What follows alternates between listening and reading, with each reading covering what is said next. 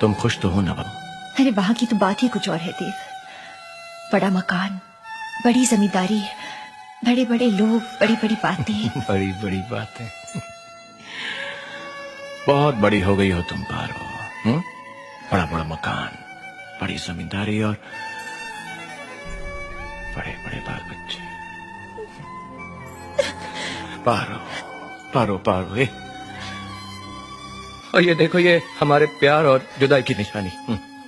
तुम तो गांव छोड़कर, रिश्ते नाते तोड़कर चले गए, पर मैं अभी भी इनसे बंधा हुआ हूँ। ये और तुम्हारी यादें मेरे दामन से है। ये क्या है? चंद सिक्के, 3 रुपए, जिससे सिर्फ यादें खरीदी जा सकती है।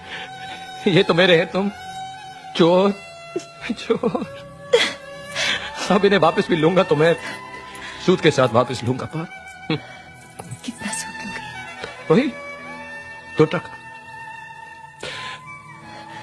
ऐसा करते हैं, तुम पारो पंडित बन जाओ और देवदास के लिए एक रिश्ता ढूंढो।